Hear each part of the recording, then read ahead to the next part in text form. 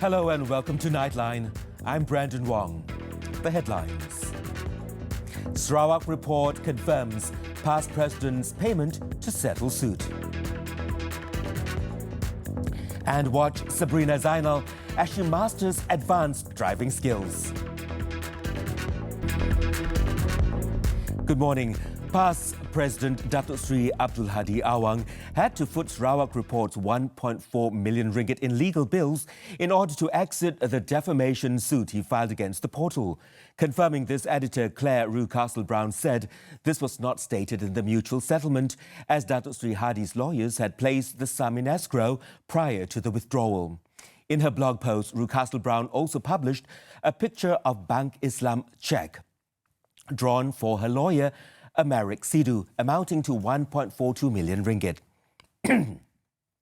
The amount is to cover the legal fees by Rewcastle-Brown to contest Datuk Sri Hadi's suit.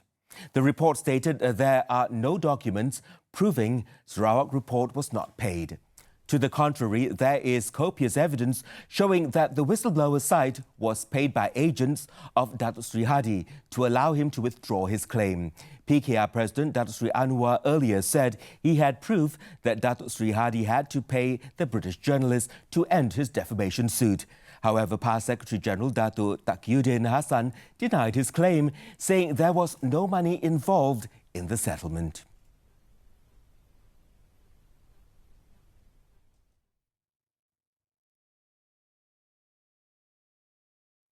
In another development, past information chief Nasruddin Hassan claimed the bank account number used to transfer a purported 1.4 million ringgit to Sarawak report was fake.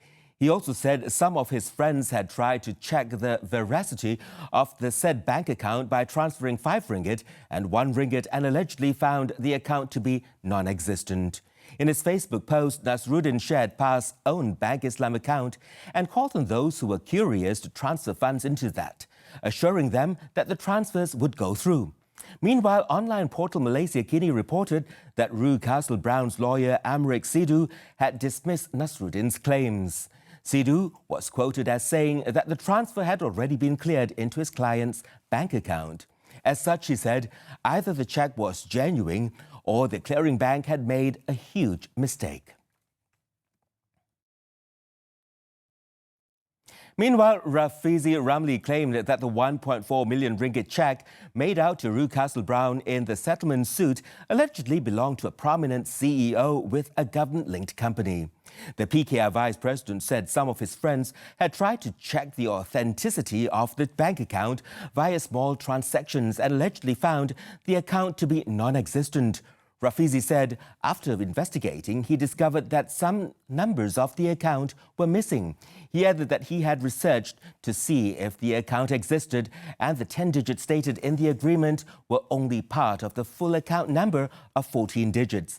Earlier, social media users pointed out that there were only 10 digits on the Sarawak report document, but a Bank Islam account has 14 digits. PAS stands by its statement that neither the party nor its president paid anything to Rewcastle-Brown, despite the latter's lawyer saying the cheque from PAS had been cleared.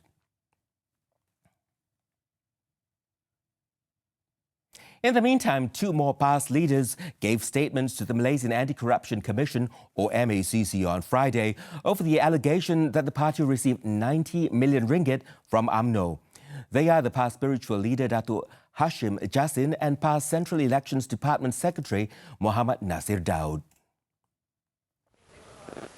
Datuk Hashim gave his statement at the Perlis MACC office in Kanga after arriving at 9:45 a.m. He left the building about 2 hours later. When contacted later, Datuk Hashim said he was not questioned about the 90 million ringgit fund. Instead, the graftbusters were interested about his sports car, a Porsche Cayman. Sebab orang duk bangkit kaitan Porsche tu. Itu aja. Padahal tak ada apa pun. Bukan ada apa salah. Saya dapat AP dan anak saya tak pakai. Anak saya boleh benarkan dia pakai AP tu. Dia pergi beli Porsche dengan harga RM50,000 bayar cukai pakailah. Saya tak pernah pakai pun. Ada orang polis tengok saya bawa kereta tu. Meanwhile, Nasir gave his statement at the Kelantan MACC office in Kota Baru. He arrived at the premises at 9:40 a.m. and left about an hour later. He told reporters that he was questioned by 2 MACC officers and that he extended his cooperation to them. Dikatakan, dia tanya saya sama ada tahu ataupun tak tahu. Dan memang saya tak tahu lah. Jadi ada dokumen abang serahkan? Sebarang dokumen? Tak ada. Tidak ada apa-apa dokumen. Jadi hanya soalan biasa? Soalan biasa. Dia sama ada tahu ataupun tidak tahu kena dengan cerita 90 juta. To date, a number of PAS leaders have given statements to MACC on the matter. They include PAS Secretary-General Datuk Taqiyuddin Hassan and Bacho MP Nik Muhammad Adu Nik Abdulaziz. The Sarawak Report news portal had claimed in a report in 2016 that PAS leaders received the 90 million ringgit to support UMNO and Barisan Nasional in the 14th general election. Meanwhile, the MACC has been urged to further investigate the implementation of the Automated Enforcement System AES by the previous administration. This based on findings of the Governance, Procurement and Finance Investigating Committee that the project was only financially beneficial to the concession companies while putting the government at risk. A report on the matter was lodged by the Defence Ministry at the MACC headquarters in Putrajaya earlier on Friday. Jawatankuasa Siasatan berpendapat pemilihan syarikat LTAT untuk mengambil alih AES adalah lebih kepada cubaan untuk menutup tuduhan bahawa kerajaan cuba melaksanakan bailout. Wujud keraguan mengapa LTAT perlu membayar dengan kos 555 juta bagi mengambil alih AES sedangkan kos asal adalah sebanyak 40 juta sahaja. The findings, headed by former Auditor General Tan Sri Amrin Buang, tabled to the Defence Ministry on January 28th, also found elements of interference by the previous administration, including former Prime Minister Datuk Sri Najib Tun Razak and several cabinet ministers. Investigation also revealed concerns over plans for the Armed Forces Fund Board (LTAT) to take over the AES project, which was discussed but not minuted between the former Premier and his cabinet on September 2014. At the same time, the AES takeover, which exceeded market value, exposed the contributions of the army personnel to risk of losses. Due to this, the ministry is urging the MACC to investigate and ascertain the underlying factor behind the bailout. The 2 previous concessionaires of the AES project are ATES Sendirian Berhad and Beta Tegap Sendirian Berhad. The government has increased its direct tax collection target to 150 billion ringgit from 147 billion ringgit previously. Finance Minister Lim Guan Eng said this is achievable based on the targeted economic growth of 4.9%, which should be followed by an increase in tax collection. I think ini berdasarkan keyakinan KSP terhadap LHDN dan juga terhadap pertumbuhan ekonomi. Kerana sekiranya kita menjurus ke arah pertumbuhan 4.9%, ia juga harus disusuli dengan tambahan kutipan cukai yang sewajarnya. Last year, the Inland Revenue Board recorded the highest collection of direct taxes at 137.03 billion ringgit. On income tax refunds, Lim said as of January, the total of 1.64 billion ringgit had been reimbursed to more than 32,000 tax refund cases.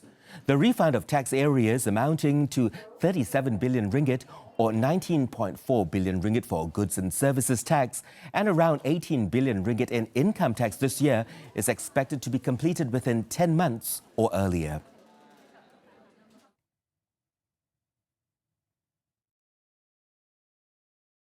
The government is currently studying the possibility of allowing only children who have received immunization vaccines to enroll for school. Deputy Prime Minister Datuk Sri Dr. Wan Azizah Wan Ismail said the proposal would be discussed and studied in detail before any decision is made.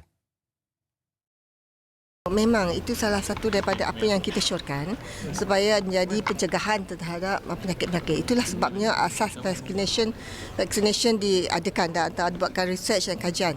Jadi ini adalah salah satu daripada apa yang kita syorkan supaya anak-anak diberikan vaccination. On Monday, it was reported that several parties and health organizations had suggested the move be implemented to protect the children from preventable diseases such as diphtheria and measles. This followed the death of a 2-year-old boy in Johor last week due to diphtheria infection, as it was confirmed that he had never received any immunization since birth.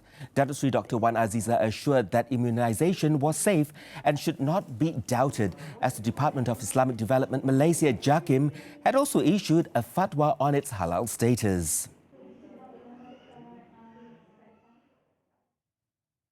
A man allegedly seen in a viral video mercilessly punching and kicking a woman inside an elevator at the Taman Mutiara Mass Rapid Transit MRT station has pleaded not guilty at the Kuala Lumpur Sessions Court on Friday to robbing and assaulting the 48-year-old woman.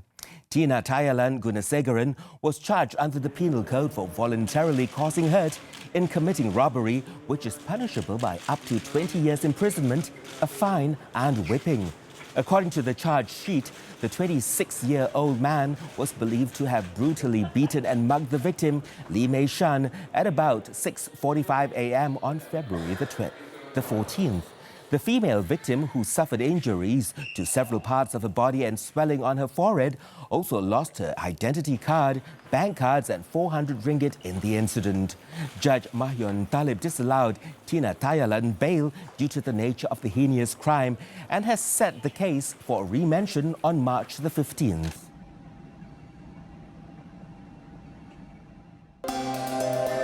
In Selangor, a 51-year-old man was remanded at the KL International Airport for trying to smuggle drugs out of the country.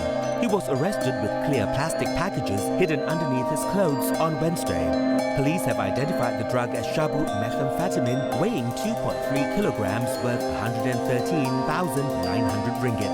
The case is being investigated under Section 39B of the Dangerous Drugs Act 1952, which upon conviction can lead to a death sentence or life imprisonment and caning of not more than 15 strokes of the rotan.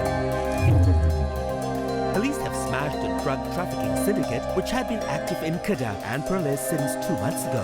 5 local men, 2 of them with past criminal records, were arrested, including the syndicate's 30-year-old ringleader, while nearly 30 kilograms of drugs worth 474,660 ringgit were seized. The suspects, aged between 21 and 39, have since been remanded until March the 6th, and the case is being investigated under the Dangerous Drugs Act. The remand order for 2 more suspects arrested in connection with the Cambodian job scam involving 47 Malaysians has been extended for another 3 days by the Kuching Magistrates Court. The suspects, a male and a female, both aged 35, were previously arrested separately on February the 25th. The remand order, which is to start on March the 2nd and end on March the 4th, was issued by Magistrate Muhammad Shukri Mukhtar. The case is being investigated under Section 420 of the Penal Code. Coming up next, Hot on Wheels Project 1's final episode. Stay with us. Welcome back. Nightline's auto segment, Hot on Wheels Project 1, comes to a close this week with host Sabrina Zainal having to demonstrate all advanced driving skills that she has learned for the past 6 weeks. Will she be able to record an acceptable time while completing her test? Let's find out.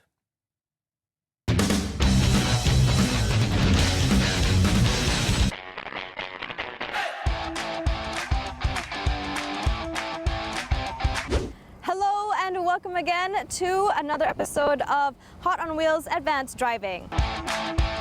I'm Sabrina Zainal, this is Azad Jazmi, and we are back in Maib Serdang to do the episode finale, or the Project 1 finale of the auto segment.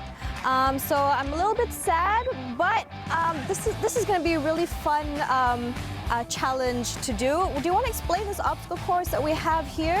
Okay, this obstacle course will actually emulate whatever we have learned right from the beginning of a sitting position, hand placement, maneuvering through the cones, emergency braking, skid control, and so on and so forth. So this is actually more like your assessment, where you have to start at point over there and come back at the point over here.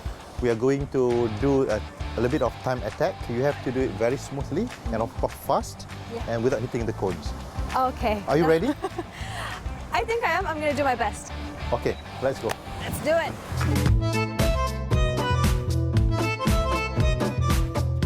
Okay, put D, get the right sitting position, and we go straight on. That's a cone where you have to make a turn. What's the first one? First one. Okay. Turn. Okay. Okay, this is what we have learned. Oh, maneuvering, yes. Yes. Maneuvering to the slalom. Not slightly longer. Throttle on, off. Yes, remember. Okay. So you have to then another one. Oh, okay. We go this way now. Then right at the end of the code you have to jam the Emergency brake. braking. That's it. Okay. Are you ready? Yep, ready? Okay. Countdown of 3. 3. Okay, are you ready? Yep, Lock ready. your body. Remember 3, 2, 1, go. Remember, be smooth. Look where you are moving on the eye.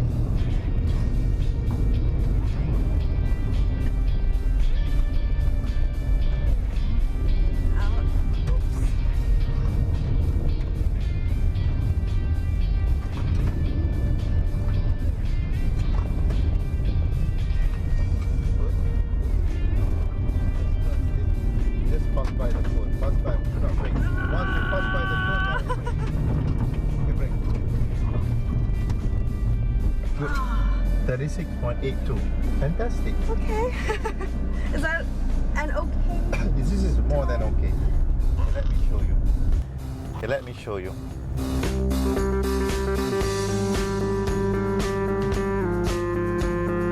One, two, three, go.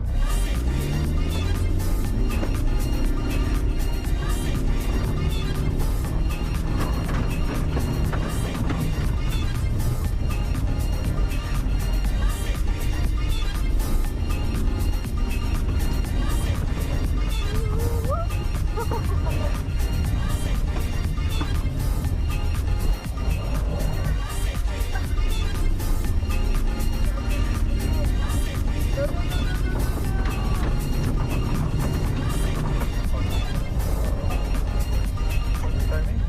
33.75. Not much different.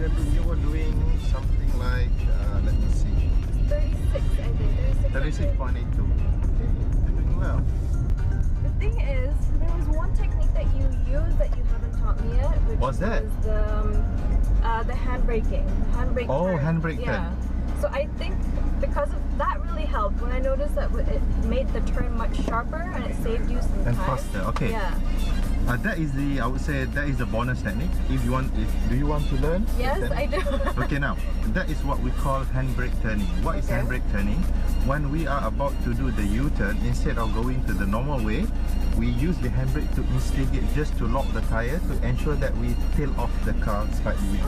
You could feel the car is turning faster. Yep, So definitely. if you want to learn, I'll teach you how. Then, okay, instead of you go to do the time attack, I'll teach you how to do the handbrake turn. Is that okay? Yes, and Okay. then we're Yeah. going to do one more round of the time attack Okay. and see if it made my time better and faster. How you hold the steering. This is number 3 o'clock, 6 o'clock, 9, so 3 o'clock. So you have to use this hand. Once you are about to turn here, turn. So meaning to say you are about to turn, Yeah. then you have to really pull the handbrakes now. Handbrake, there is a button on the handbrake. Yeah. If you don't really push the button, the handbrake will just stuck there, so the car will just lock. So what you need to do, you have to push the button, just pull the handbrake, just snap, we'll call it snap the handbrake. Okay. Once you can feel the car is turning, then release back the handbrake. I'll teach you how. Okay. Turn, and then release. Okay.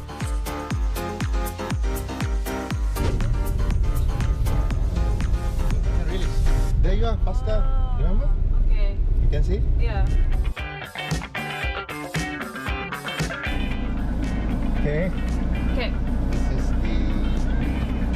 obviously the finale of the project 1. And then you're going, remember, look where you're going, you have this move on the throttle, and if you're going to the handbrake turning at the end of it, remember, throttle on, brake, use the brake, and once you use the brake, turn in, snap handbrake. Once you are turning, then you have to push the throttle to ensure that you're going back to our final form. Okay? 5, 4, 3, 2, 1, go.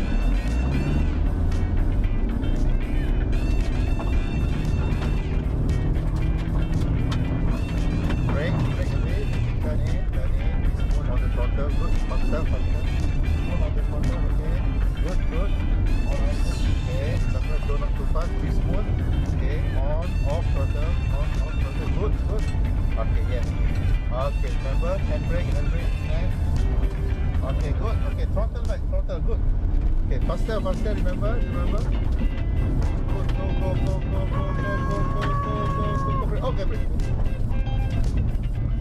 Guess. Just now you did 36.82, 36.4. Yeah. No, I don't know, maybe 35. 35.01.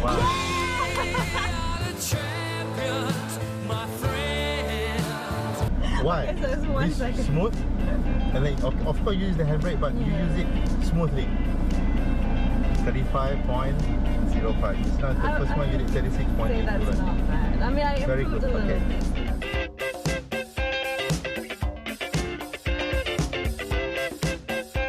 Okay, so my final time for the time attack was 35.05 seconds, and I would say that's not too bad. We actually started off with 36.82, so that's a 1 second point, 1.8 second difference. So yay me! But most of all, thank you so much, Azad, for teaching me all the techniques in advanced driving and how to keep safe on the roads and hands and feet placement. Everything you've taught me so far is just so useful, and it's opened my eyes actually to how these techniques can save you on the road. It can prepare you for unprecedented events. So thank you once again for your effort. And this wraps up the final episode. This is the Project 1 finale of Nightline's auto segment. So with that, thank you so much to the production team. Thank you so much to the support team and to Proton, of course, for providing us with this wonderful iris. It's very agile, definitely, and I've had a really good run through it. Thank you so much to my Amsterdam for providing us the space to practice on, thank you again. I can't thank you enough, actually, Azad. You're most welcome. I think thank you TV3 for giving the opportunity for me to work together. I think the most important thing, we want to instill the knowledge to the viewers as well, the importance of advanced driving, the most important thing is knowing about your capability, the car capability, and please ensure that be safe on the road. So from TIT Advanced and Performance Driving Academy, we always ensure that people understand our mantra, which is safety first, last, and all. That is very important. Definitely very important. And I really hope that our viewers out there have learned a lot and that they will now be better drivers and be better on the road and be safer on the road as well. Now with that said, maybe we'll see you another time. For now, goodbye. Thank you. Okay, done? That's it. Is that it? That's it. Thank you. That's it. Yay, it's a wrap. Is it a wrap? Is it a wrap now? More to come on Nightline. Scores killed in suicide car bomb attack. Don't go away. And it's on to the foreign news. Pakistan has released the captured Indian pilot amidst a tense standoff between the nuclear-armed neighbours. The wing commander, Abi Nandan, has officially crossed the border from Pakistan to India, as thousands of Indians eagerly gathered at the famed at the famed Wagah border just before 9 p.m. local time. According to Pakistan's Prime Minister Imran Khan, the pilot would be released as a peace gesture aimed to cool an escalating crisis between the two nuclear-armed neighbors. Indian forces, however, remained on high alert despite the announcement of the pilot's release, which was seen as a diplomatic victory to New Delhi. The pilot was captured and held in custody after his plane was shot down by Pakistani forces on Wednesday.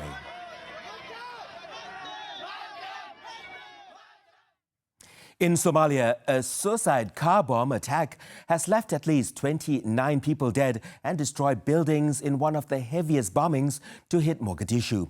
Local authorities said another 80 were injured in the attack of the Makkah Al-Mukarramah hotel, which was launched late on Thursday by suspected Al-Shabaab militants in an area lined with hotels, shops and restaurants. The gunmen managed to seize a nearby building before they were surrounded by authorities, prompting exchanges of gunfire which continued throughout the night. At the moment, the militants are still fighting from inside a civilian house adjacent to the hotel.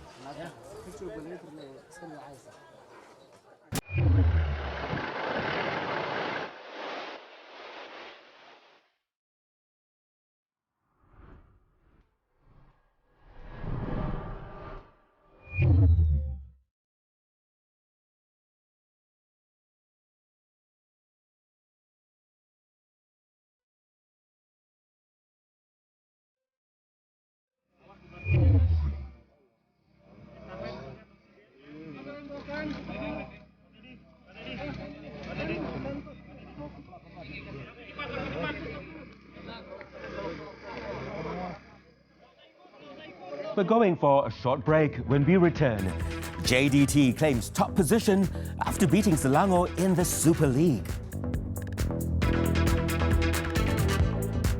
Sports football, the 2019 Super League. Two matches took place on Friday night. In Kuala Terengganu hosts Terengganu were held to a 1-1 draw by Perak. At the Shah Alam Stadium, Selangor's dream of claiming their first win of the season diminished when they were trashed 2-4 by Johor Darul Takzim. The visitors kicked off the goal first after just 7 minutes through Leandro Velasquez before Brazilian forward Diogo doubled the advantage 6 minutes later. Andrick Dos Santos halved the deficit for Selangor in the 33rd minute, just for Gabriel Cabrera to restore JDT's 2-goal lead 9 minutes later. Rufino Segovia gave a little hope of a comeback for the Red Giants seconds before the break to go into the interval on a 3-2 scoreline. The home side pushed hard for an equalizer in the second half, but it was JDT who sealed the win with their fourth in the 68th minute, claiming a 4-2 win.